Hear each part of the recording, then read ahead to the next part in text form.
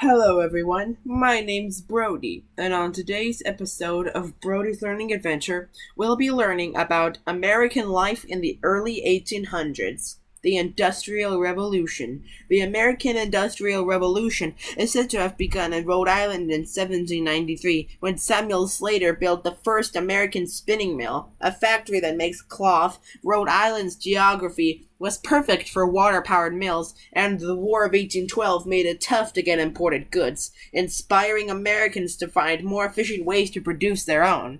The most famous factory was a textile mill started by Francis Cobo Lowell in 1814, and mostly employed young women. It was so successful that it led to the founding of an entire town called Lowell, Massachusetts. The Lowell girls were paid well, but they worked long hours in grueling conditions. The Industrial Revolution was the first time many people in America needed a clock. On a farm, you can plan your day by the movement of the sun. In a factory, not so much. Mainly because they don't have any glass in factories they didn't have many glass in factories back then.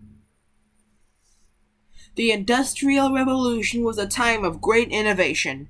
New technology of the era included interchangeable parts, introduced by Eli Whitney, who invented the cotton gin for muskets for the army. These pre-manufactured identical parts created the possibility of mass production. The telegraph, invented by Samuel F.B. Morse in 1837.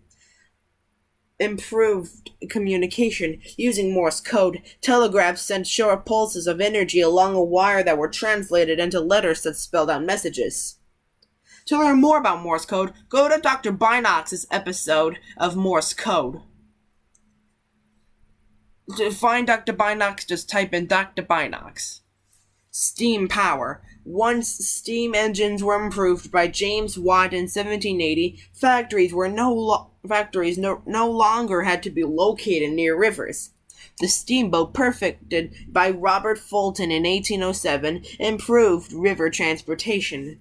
The steam locomotive, created by Peter Cooper in 1830, improved land transportation and led to the development of railroads.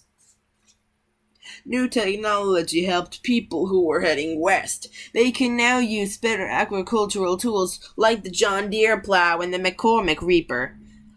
And no, not the Grim Reaper.